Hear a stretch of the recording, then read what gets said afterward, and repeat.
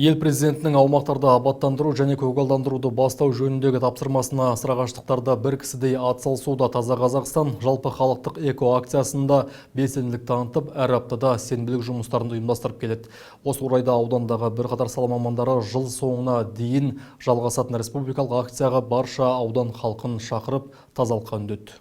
300 мыңға тарта тұрғыны бар Саялы мекеннің тұрғындары тазалықты өз аулаларынан бастауды әдетке айналдырған. Сарыағаш ауданына кіреберістен ақ біркелкі жасыл желектің жайқалуында, абаттандыру жұмыстарының елді мекенге көрік беруінде әрбір сарыағаштықтың еңбегі зор. Бірлікпен ынтымақты ту еткен жергілікті халық өз аулаларынан бастап, өздері тұратын өлкенің көшелеріне дейін тазалық жұмыстарын жүргізіп, Таза Қазақстан акциясына белсене атсалысып келеді. Бұл сапта білім саласының қызметкерлері де бар. Осы ретте ауданның ардагер ұстазы барша аудан халқын аталмыш акцияға үлес қосуға шақырды. Қазақстан Республикасының президентінің бастамасымен Тазалық Қазақстан деген акция жүріп атқандығы белгілі. Ежелден атам қазақ тазалық денсаулықтың кепілі деген, өзіңнің айналаң, отаның, жүрген жерің, көшең, аулаң, ауданың, республикаң таза болса, сол елдің азаматтарының денсаулығы да ең жоғарғы жағдайда болатындығына хақ. Себебі тазалық ол жақсылықтың кепілі. Мен бүкіл Сарыағаш халқын, солардың ішіндегі әсіресе ұстаздарды, жас өркендерді, оқушыларды, жалпы халықты тазалыққа шақырамын. Өзіңнің аулаңды, көшеңді, тұрған жеріңді, айналаңның, жақын туған туысқандарының әр уақытта таза жүріп, таза тұруына ықпал жасаңыздар, соған өздеріңіздің үлестеріңізді қосыңыздар. Бұл адамилықтың үлкен бір белгісі ретінде болары хақ. Сондай-ақ жыл басынан басталған эко-науқанға аудан тұрғындары, белсенді жастар, халық қалаулылары мен барлық бөлімнің мамандары, мемлекеттік қызметкерлері де өз үлестерін қосып келеді. Бұл акция мен ойымша өте жақсы акция. Біздің қазақ еліне, біздің Сарыағашқа әбден керек акция.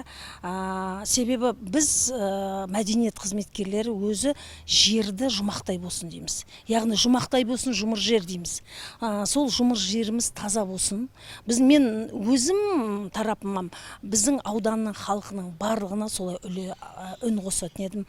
Шығыңыздар, айналаңның бәрін тазалаңыздар. Ол деген сөз ең үлкен бір жаңағы сауап деп ойлаймын. Себебі айналаң таза болса, көңілің де таза, жаның да таза болады. Яғни жаны таза халықтың тәні де, діні де барлығы тазарады деп ойлаймын.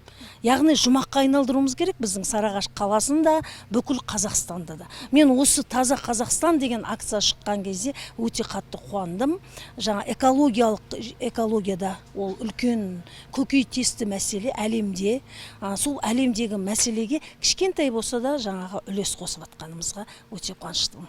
Жалпы Сарыағаш ауданында күні бүгінге дейін барлығы 10 мыңнан астам түрлі ағаш көшеттері отырғызылып, ауданды көркейту және көгалдандыру жұмыстары белсенді түрде ұйымдастырылып келеді. Барлықтарыңызды өзіміздің қаламыздың таза болуына, көңіліміздің таза болуына, жалпы Қазақстанның таза болуына сіздерді атсалысуға шақырамын. Тазалықты ең алдымен өзімізден бастайық. Қаламыз таза деген сөз, біз рухани байлығымызды, яғни барлығымыздың дұрыс жұмыс жасап жатқанымыздың ең бірінші кепілі. Барша аудан тұрғындарын Таза Қазақстан эко акциясына шақырамын. Игі бастама аясында сарыағаштықтар ынтымақпен өзара көмекке үйрететін, жақсы қасиеттерді насихаттайтын бастаманы әрі қарайда жалғастыруға ниетті екендіктерін айтады. Ауданның таза болмағына барша тұрғын сүбелі үлес қосса, Саялы шаһарымыздың ажары да ашыла түспек. Майра Нұрмахан, Сағындық Исламов, Телеарнасының жаңалықтар қызметі.